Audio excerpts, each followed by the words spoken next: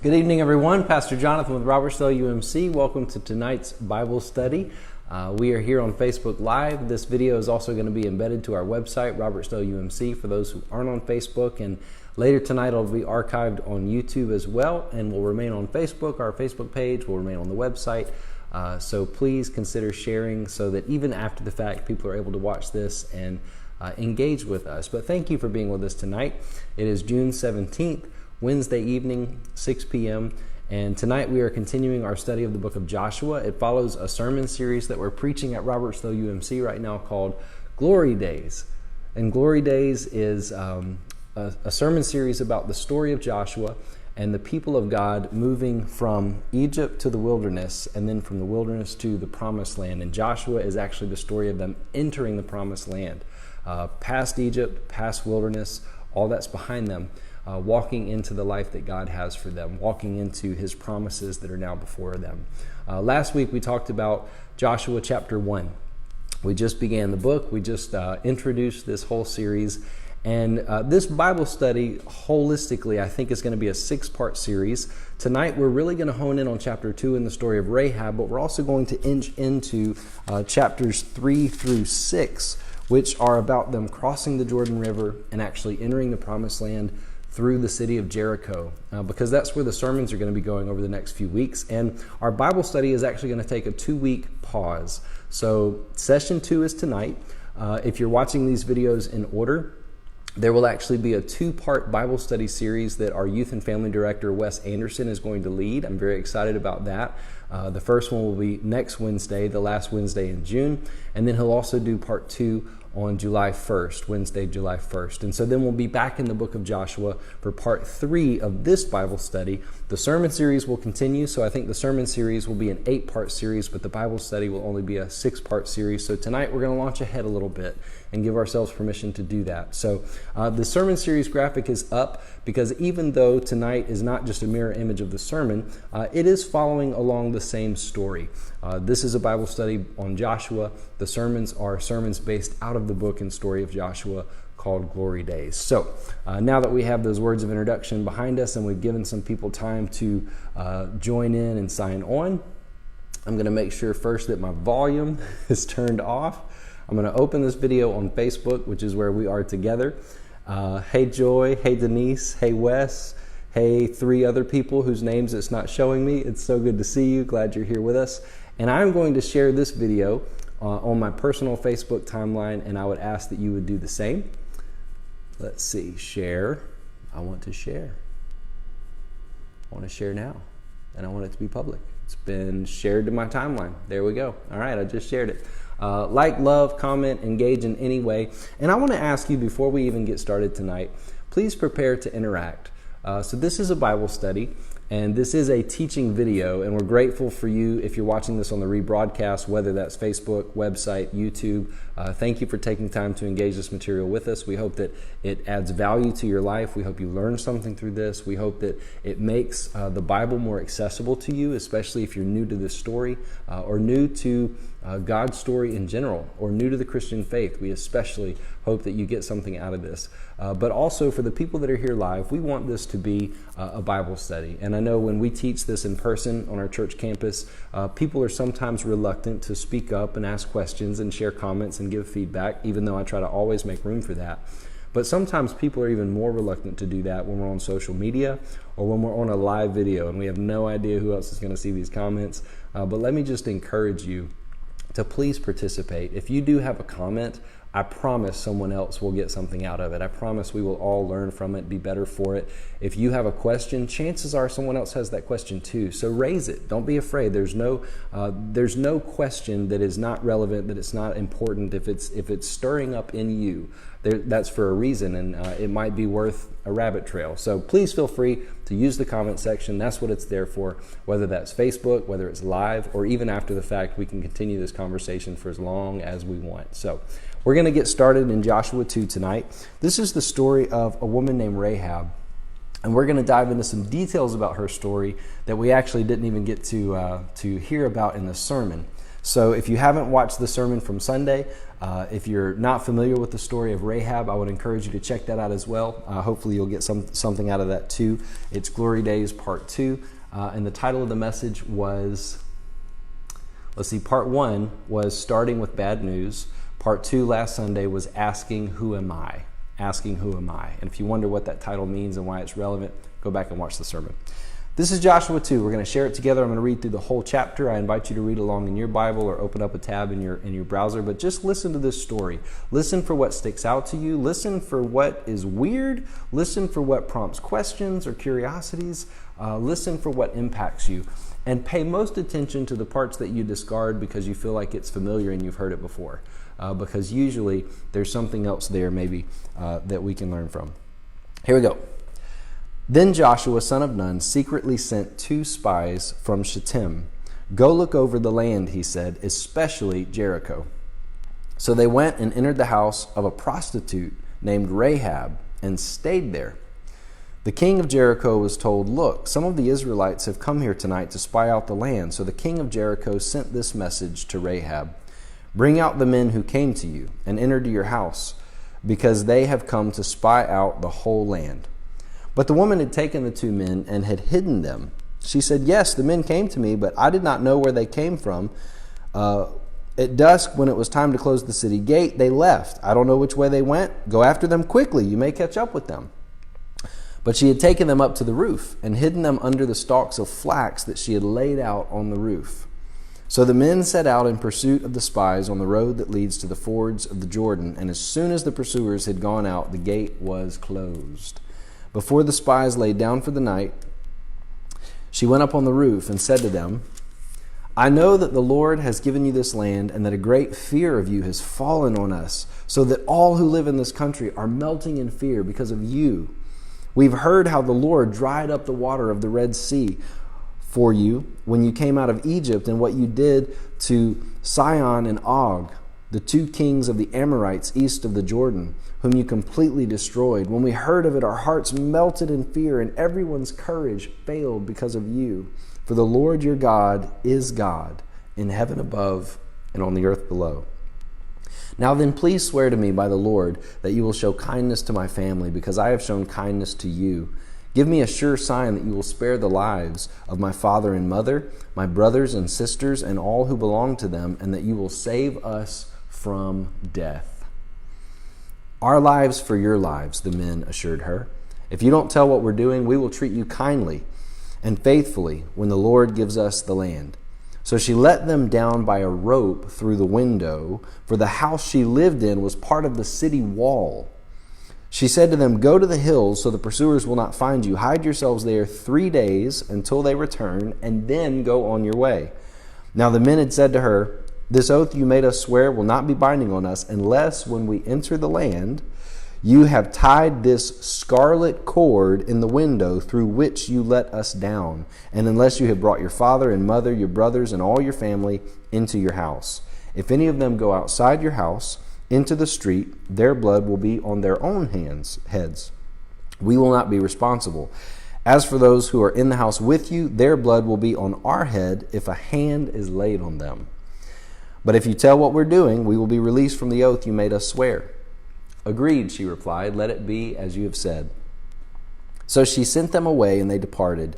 And as she tied the scarlet cord in the window, when they left, they went into the hills and stayed there 3 days until the pursuers had searched all along the road and returned without finding them. Then the 2 men started back. They went down out of the hills, forded the river, and came to Joshua, son of Nun, and told him everything that had happened to them. They said to Joshua, the Lord has surely given the whole land into our hands.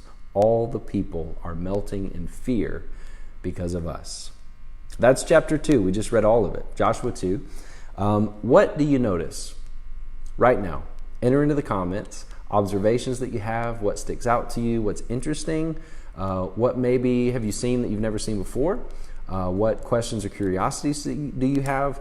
Please answer in the comments right now. Hi, Brianna.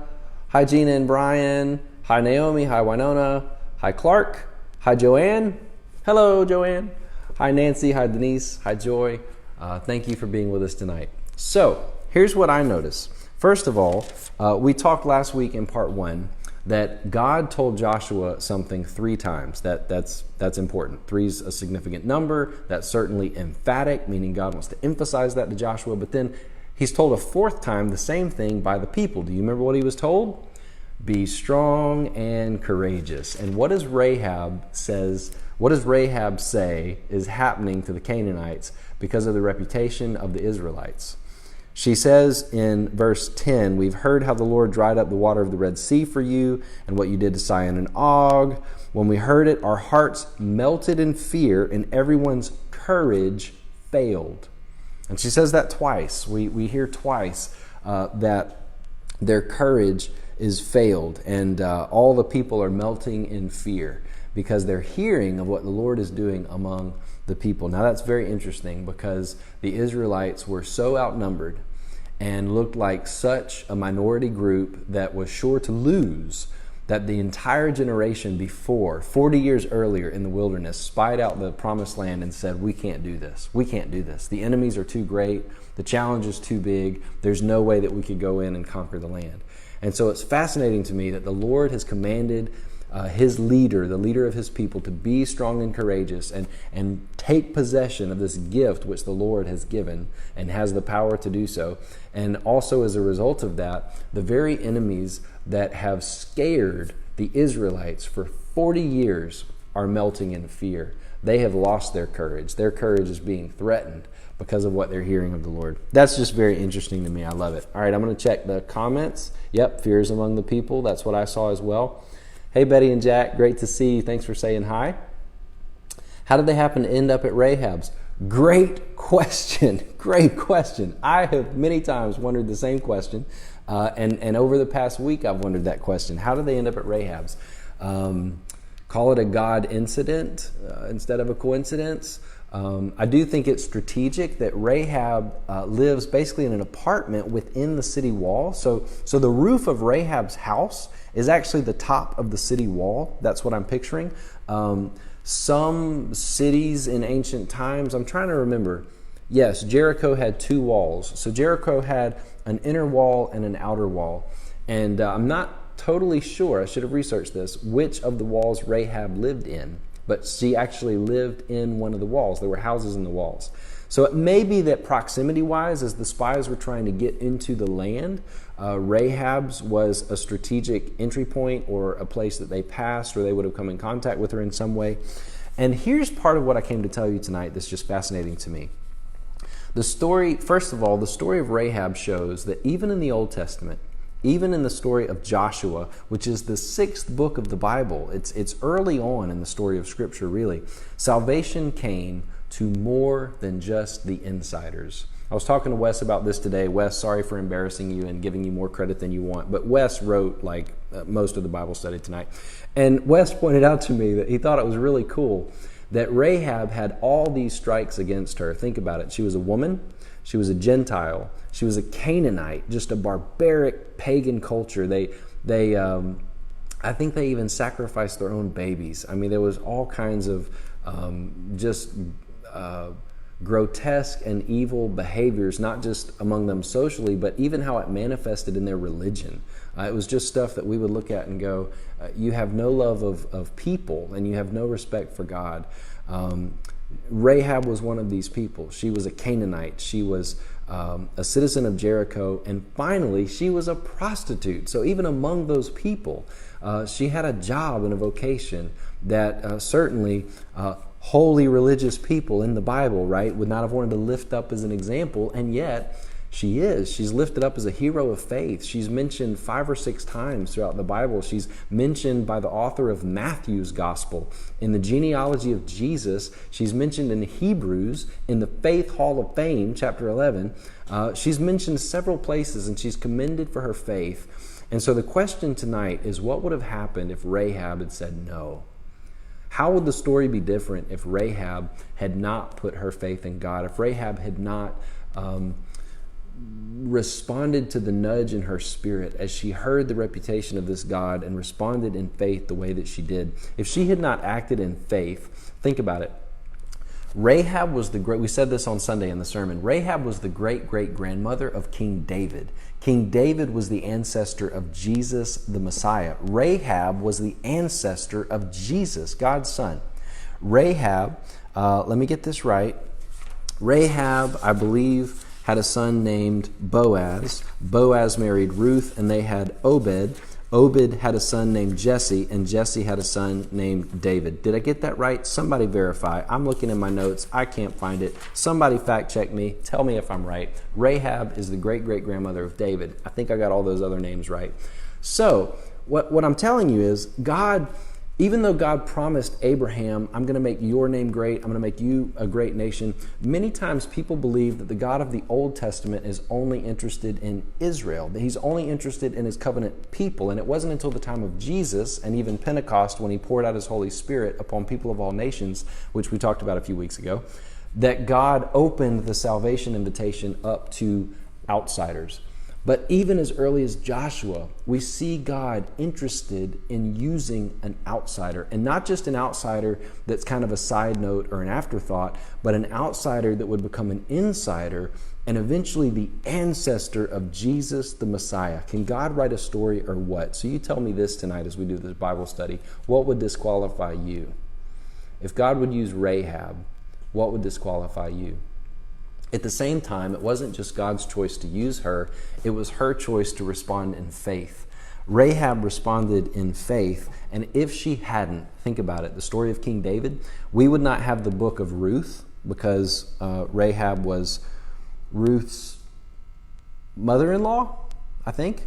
We wouldn't have the books of 1st and 2nd Samuel, 1st and 2nd Kings, 1st and 2nd Chronicles, the Psalms, because David wrote most of them, the Proverbs, because they were written by Solomon, son of David, who was also related to Rahab. We wouldn't have Jesus. Think about it. God would have rewritten the story, of course. Would God have still found a way to send his Messiah, son, God in the flesh, into the world to redeem it and save it? Of course he would. But because Rahab said yes, he used her. And the rest of the story really flowed from her story. And so much of the credit and the attention that we give to King David, we neglect to give to Rahab the attention that without her, King David wouldn't have existed. There would have been a different king, perhaps, by a different name, because Rahab said yes to God. Isn't that amazing? Just to stop and think about that tonight and spend a few minutes thinking about how amazing that is. And here's how Rahab responded yes. I thought this was really cool. We didn't talk about it in the sermon, but I told you we'd come back to it.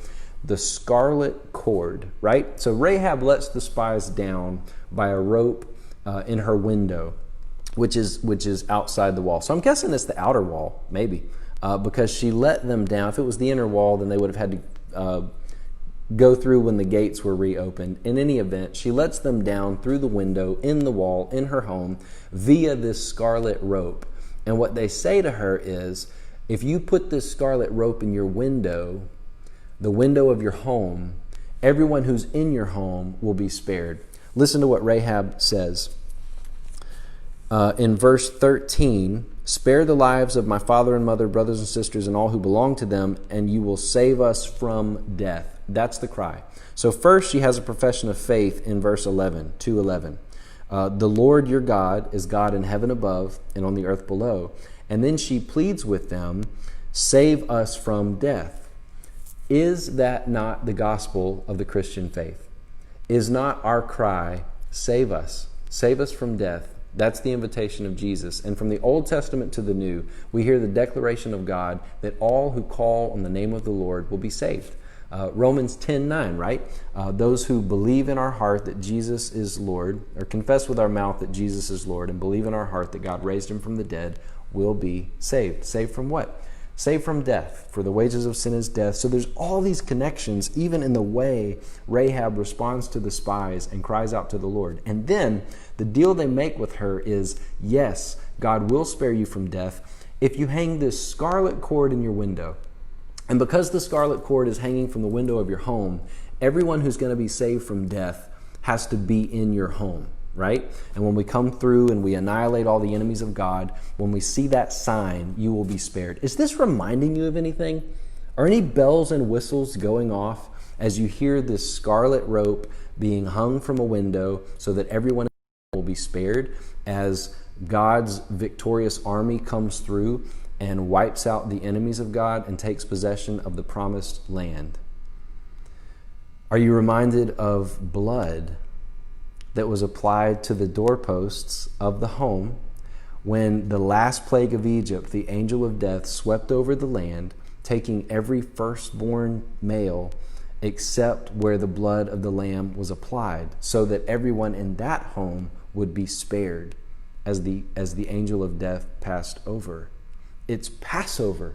Passover is happening in the story of Rahab. I'm sure they would have thought of this. In fact, when they go to cross the Jordan and prepare to enter the promised land, in chapter 5 of Joshua, they are circumcised. They go through the symbol of the covenant, the sign of the covenant again, because 40 years ago, all of the Israelites that came out of Egypt were circumcised. That was the sign that the male children of those people were dedicated to the Lord. They were the people of God. They were different than all the other people around them, and they were free. They didn't belong to anyone. They were no longer slaves. They didn't belong to any oppressors. They belonged to the Lord alone. But 40 years have gone by, and now all the fighting men of that age were born in the wilderness. They had not been circumcised. And so in chapter 5, they're circumcised again. The sign of the covenant is reapplied to those who are about to go in and take possession of the promised land, and they celebrate Passover. They observe Passover right before going in and taking the promised land. So they cross the Jordan, they circumcise the males before going into battle, they celebrate the Passover, and then they're told what to do when they're given the instructions to circle Jericho and the walls of the city fall. And guess who is spared? Rahab's household with the red cord, the scarlet rope, hanging in the window. It's Passover, right? So Rahab's scarlet cord is pointing back to the Passover in Exodus chapters 11 and 12, and it's pointing forward to the cross of Jesus Christ. And Max Lucado, in his book, Glory Days, even talks about the crossing of the Jordan and how our faith should be in the cross of Christ, that we pass through the sacrifice of Christ from death into life and into the promised land. The blood of Christ is what allows us to pass through. It's like going through the Red Sea. It's like going through specifically the Jordan, because the Red Sea just got them out of Egypt and into the wilderness. It was the Jordan that got them out of the wilderness into the promised land. Do you see the connection here? So Rahab, this woman, Canaanite, pagan, Gentile prostitute, cries out. She makes a declaration of faith in God. Your God is God in the heavens above and the earth below. And the moment she does that, their God becomes her God. And then she cries out, will you spare me? Will you spare me and my loved ones? And to that, I think God says, bingo. Bingo, you've said the magic words. All who call on the name of the Lord will be spared, will be saved, will be delivered, will be set free. And it was Rahab's act of faith in tying that red cord. And then the story of Rahab is amazing to think about, because what happened after that, she became one of the people of God. She remained a citizen of Jericho, but now Jericho belonged to Israel. She became an Israelite. She became a convert. Their God became her God. And I hear that language even of Ruth. Ruth, who would marry Boaz, Rahab's son. Ruth says to Naomi, your God will be my God. Your people will be my people. I will go wherever you go. Just don't turn me away from you, right? And Ruth was a Moabite. She was also outside the people of God. Amazing how God can write a story, is it not? So we have this beautiful picture of salvation coming to the least likely and the least worthy. I'm going to pause for a moment and take a breath. Hey, Ron, bingo. I love it too. Passover. Yep, you got it. All right. Thank you for your positive feedback. Thank you. Thank you for your comments. Keep them coming. Keep the feedback coming. Keep the questions coming. So after the story of Rahab, we have the crossing of the Jordan. Early in the morning, Joshua and all the Israelites set out and went to the Jordan, where they camped before crossing. And after how many days? 3 days. You hear a parallel there? Yep. After 3 days, the officers went through the camp. They gave orders to the people, and they said, when you see the Ark of the Covenant of the Lord your God and the Levitical priest carrying it, you're to move out from your position and follow it. Wes has an awesome sermon coming up on why that matters. They're to follow the Ark of the Covenant, the symbol of God's presence, and then you'll know which way to go. So they're going to follow God's presence, so they'll know where to go. They're going to consecrate themselves to the Lord.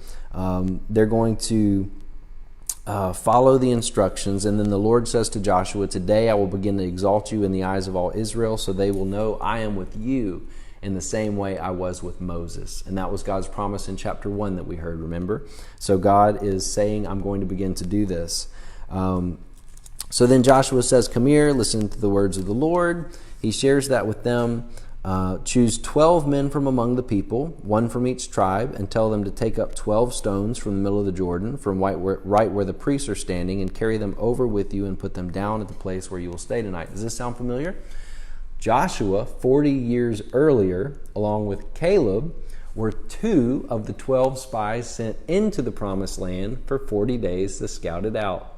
Now Joshua, the leader that took Moses' place, is sending 12 spies, 12 men, not spies, 12 men, to take these 12 stones as monuments and memorial stones. And when your children ask, it says in verse 4-6, what do these stones mean? Verse 7, tell them that the flow of the Jordan was cut off before the Ark of the Covenant of the Lord. And when it crossed the Jordan, the waters of the Jordan were cut off. These stones are to be a memorial for the people of Israel forever. This is interesting to me because we hear a lot about the Red Sea, don't we? We talk a lot. Movies have been made about the parting of the Red Sea, right? But there were 2 rivers. Get this. There was a river for one generation to come out of Egypt into the wilderness. And one of the things that I have found other people say as I've been studying to do this series, teach and preach this series, is that the Red Sea was the exit from Egypt and entrance into the wilderness, but those people didn't listen. They didn't pay attention. They didn't believe what God said, and they ended up having to stay in the wilderness for 40 years. And then another generation was raised up, their children, but they had to cross their own sea. So there's a whole message here about how there is another sea with every step of faith. We walk by faith and not by sight, right? It wasn't enough for the children to point back to the Red Sea and say, well, our parents, God got our parents through the Red Sea. No, they had to take their own step of faith. They had to cross their own sea. They had to watch God do the miracle in their life before they could take possession of the promised land by faith. It couldn't just be the faith of their parents. They had to walk through the river by faith. God had to part those waters too. So in a sense, there's this generational handing down of faith where it's not enough just to bank on the faith that came before and say, yeah, I'll believe in that too. We have to actively follow God as He challenges us to cross and put our feet in the water, trusting that some way He's going to make dry ground and He's going to give us a way where there doesn't seem to be, so that we can walk into what He has for us. In chapter 4, they cross, and let's see, I'm going over to chapter 5. We've talked about them being circumcised and observing Passover on the evening of the 14th day while camped at Gilgal on the plains of Jericho. The day after the Passover, they ate some of the produce of the promised land. Oh, isn't that cool? And there's actually a feast. Oh, no, I'm forgetting it. I wrote down the 2 names. Because they have several names, but there's 2 feasts, back to back. So the day after Passover is the Feast of First Fruits. Again, someone fact check me. I've said this in a previous video, but I don't have my notes in front of me. There's a Feast of Harvest, the Feast of Weeks, the Feast of First Fruits, and they're actually 2 separate feasts that are 7 days apart. No, 50 days apart. 50 days apart. So the day after Passover would have been the Feast of First Fruits. And we see the origin and how they're now celebrating the first fruits of the promised land before they've even walked in to receive it. How cool is that? They're eating the fruit of the promise before they take it. There's another sermon there. I won't preach it tonight, but it's there. So the day after the Passover, they eat some of the produce of the land. Unleavened bread, roasted grain. The manna stopped the day after they ate this food from the land. Whoa. Will God provide for you in the wilderness? Yes. Will God provide for you in the promised land He's calling you to? Yes. Will God keep providing wilderness food if you refuse to walk into the promised land? No. He wants you to stop eating wilderness food, and He wants you to enjoy promised land living. He wants you to experience glory days. There's a message there too in there. There's no longer any manna for the Israelites, but that year they ate produce from Canaan. Then we have the story of Jericho, and I want to kind of sum up with this, because we'll be getting to that in preaching in the coming weeks. Again, I'm just trying to move us through the Bible study so that we can get the story. But I want to say a word about the fall of Jericho that's significant. First of all, one of the first sermon series I preached at Robertsdale UMC not quite 3 years ago. It was in the fall of 2017. It was called The Circle Maker. It was based on the book by Mark Batterson about praying circles around things in your life. And one of the main images of that book was how the Israelites circled Jericho and God gave them victory. And he challenged us to circle places and things and people in our lives to see God answer those miraculous prayers. So I'll link that on YouTube in the cards up here. I'll try to do that later. If you're on Facebook Live, you can go to our website or our YouTube channel, and anyway, we'll find a way to share the link of that sermon series. But during that series, we talked about the pattern with which they circled Jericho. And this is what I've learned recently about that really is impactful to me. I've been praying through this pattern over the last few weeks as God has made this real on a personal level, is that the numbers are significant. So let me review this. This will be the last thing we go over tonight. And then I want you to comment in the comment section anything that sticks out to you, anything that impacts you, any questions you have, and I'll look at those at the very end before we sign off. But God spoke directly to Joshua and to the Israelites. See, I have delivered Jericho into your hands, along with its king and its fighting men. This is chapter 6 of Joshua. These are the instructions God gives. March around the city once with all the armed men. Do this for 6 days. March around the city one time per day for 6 days. Got that so far? Have 7 priests carry trumpets of ram's horns, which are called shofars, by the way, in front of the Ark of the Covenant, symbolizing the presence of God. On the 7th day, march around the city 7 times, with the priests blowing the trumpets. When you hear them sound a long blast on the trumpets, have the whole army give a loud shout. Then the wall of the city will collapse, and the army will go up, everyone straight in. Did we get that? Let's review. So Joshua, son of Nun, called the priests and said to them, take up the Ark of the Covenant of the Lord, and have 7 priests carry trumpets in front of it. Advance, march around the city with an armed guard along, going ahead of the Ark of the Lord. When Joshua spoke to the people, they went forward, blowing the trumpets. The Ark of the Lord followed them. The armed guard marched around, and of the priests who blew the trumpets, and the rear guard followed the Ark. All this time the trumpets were sounding, but Joshua had commanded the army, do not give a war cry. So right now we just have priests blowing trumpets, and the Israelites marching around silently, one lap per day for 6 days, but there are 7 priests going before the ark and they're blowing trumpets. Do not give a war cry and do not raise your voice. Do not say a word until the day I tell you to shout, then shout. So he had the ark of the Lord carried around the city, circling it once. Then the army returned to the camp and spent the night. Joshua got up early the next morning, and the priests took up the Ark of the Lord. Then 7 priests, carrying the 7 trumpets, went forward, marching before the Ark of the Lord, blowing the trumpets. The armed men went ahead of them, and the rear guard followed the Ark of the Covenant, Ark of the Lord, while the trumpets kept sounding. So on the 2nd day, they marched around the city once and returned to the camp. They did this for 6 days. They didn't say a word. They just marched while the 7 priests of the Lord blew the trumpets. On the 7th day, they got up at daybreak, marched around the city 7 times in the same manner. What manner? The men were silent, the priests were blowing trumpets. In the same manner, except that on that day they circled the city 7 times. The 7th time around, when the priests sounded the trumpet blast, Joshua commanded the army, shout for the Lord. Sorry if that went into the mic too loud. Shout for the Lord has given you the city. The city and all that is in it are to be devoted to the Lord. Only Rahab the prostitute and all who are with her in her house shall be spared, because she hid the spies we sent. But keep away from the devoted things, so you will not bring about your own destruction by taking any of them. We'll come back to that in chapter 7 and chapter 8. Otherwise, you'll make the camp of Israel liable to destruction and bring trouble on it. All the silver and gold and the articles of bronze and iron are sacred to the Lord and must go into the Lord's treasury. When the trumpet sounded, the army shouted, and at the sound of the trumpet, when the men gave a loud shout, the wall collapsed. So everyone charged straight in and took the city. They devoted the city to the Lord, and they destroyed with the sword every living thing in it. Joshua said to the 2 men who had spied out the land, "Go into the prostitute's house and bring her out and all who belong to her in accordance with the oath." So the young men who had done the spying went in and brought out Rahab, her father and mother, her brothers and sisters, and all who belonged to her, who were exactly who she asked to be spared.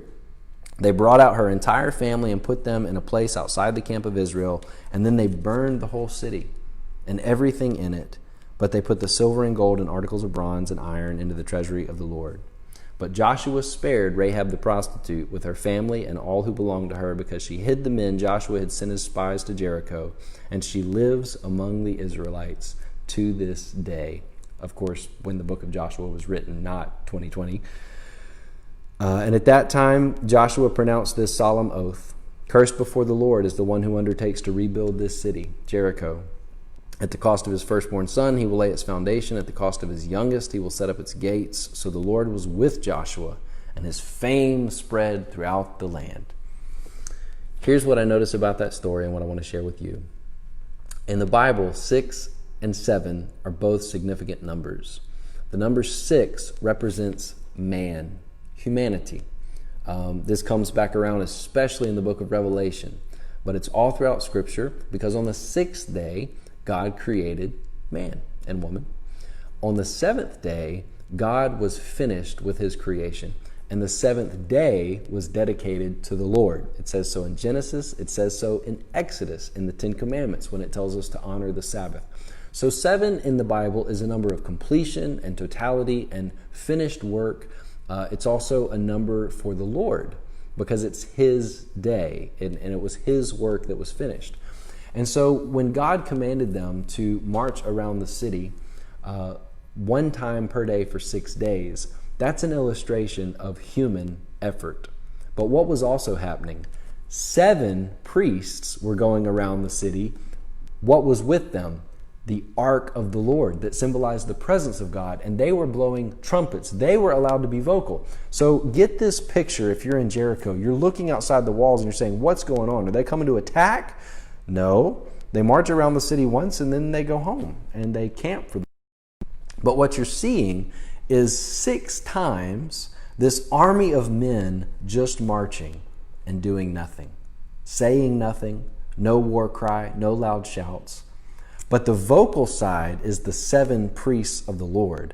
And you see this ark and you see this weird box that symbolizes the presence of this unknown God who has already given them victory over other armies, which you can read about in the book of Numbers. And your fears are beginning to take over, and your courage is failing, and your hearts are melting. And what you're seeing is the partnership between human efforts and the presence of God. And on the 7th day, they march around 7 times, and the trumpets that have been blowing for 6 days, symbolizing the presence of the Lord, are now joined with the war cry of the humans he is using to give victory to his people. And then the walls fall. Here's what it's not saying. It's not saying that we are to go as far as we possibly can with our human effort, and then God will yawn, uncross his arms, and finally come to intervene.